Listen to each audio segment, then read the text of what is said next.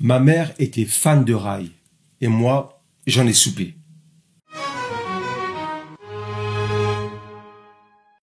Salut les fidèles, voici notre Maghreb de Proust d'aujourd'hui. Sans me demander mon avis, mes parents m'embarquaient dans leur périple du marché du dimanche matin. C'était interminable. Ils étaient à chaîner les vêtements, les tissus pendant des plombes pour finalement rien acheter. Mais au milieu de tout ça, il y avait une habitude que je trouvais étonnante. Ma mère succombait toujours aux marchands de cassettes de rail. Le gars, il mettait à fond de balle des extraits, les tubes du moment, et ma mère tombait dans le piège. Évidemment, il y avait Cheb Khaled, Cheb Mami. Je trouvais ça marrant d'ailleurs, déjà qu'ils s'appelaient tous Cheb quelque chose. C'était en fait une nouvelle génération de jeunes artistes et on identifiait cette nouvelle vague avec Cheb, Chebba. Dans les chansons, l'artiste commençait toujours en introduction par dire son nom et le nom du label.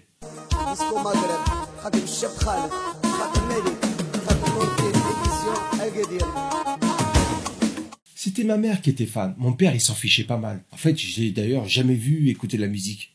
Perso, dans ces magasins de cassettes, j'aimais bien observer les posters, les covers des cassettes. Déjà, à l'époque, j'ai trouvé kitsch et amusante. Il y avait même un truc bizarre, on voyait pas toujours les chanteuses en couverture. C'était des mannequins de type occidental, on va dire. Et en dessous, il y avait écrit Shaba Zawania, par exemple. Et puis, une autre cassette de la même artiste, c'était une femme différente. Et voir toutes ces cassettes bien alignées, je trouvais ça dingue, toute cette collection. Et pourtant, je faisais un rejet de cette musique. À l'époque, je détestais le rail parce que je l'associais à mes parents. Aux vieux, ça me parlait pas, quoi. Et surtout, ça me rappelait les routes tortueuses dans les montagnes au bled. C'était toujours des trajets qui duraient 2 heures pour voir des bouts de famille dans des campagnes ultra reculées. Et ma mère mettait du rail à fond dans la voiture. Horrible. Pour autant, on avait quand même le droit de mettre de la musique sur la chaîne hi-fi du salon. Ça leur a permis d'être au courant de ce qu'on écoutait, tous, Michael Jackson, ou même du rap, et plus précisément du ragamuffin. Ma mère comprenait pas le délire, hein. Le débit rapide, ça la faisait rire même.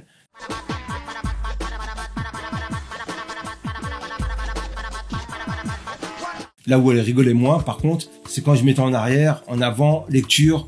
Elle disait « Arrête de toujours taper sur les boutons, tu vas casser la chaîne hi-fi !» Et puis à un moment, il y a eu un passage de Daft Punk.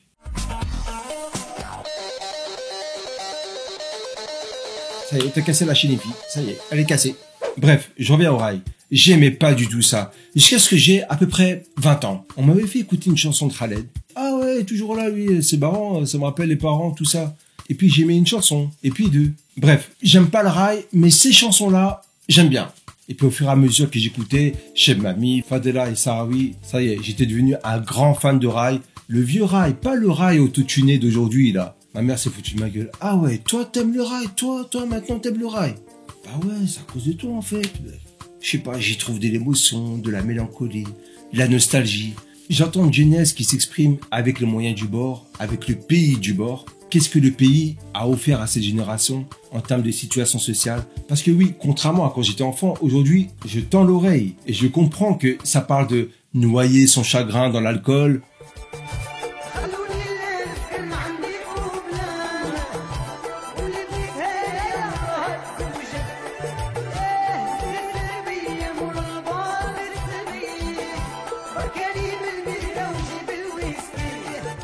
Et je me dis, waouh, ma mère écoutait ça en fait à l'époque. Aujourd'hui, elle me dit, non, mais ça y est, je peux plus écouter. J'ai fait mon pèlerinage à la Mecque. Maintenant, je suis tourné à fond vers la religion.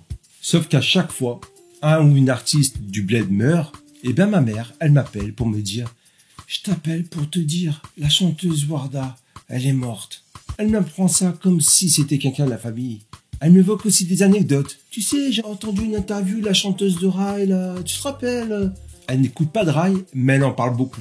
Elle en parle à moi comme si j'étais son exutoire en fait. Et je me dis au fond, elle a beau avoir basculé dans une certaine orthodoxie musulmane, il y a des choses de son vécu qui ne s'effacent pas. Le rail. Voilà, c'était notre Maghreb de Proust. Vous reprendrez bien une petite Madeleine. Rendez-vous demain.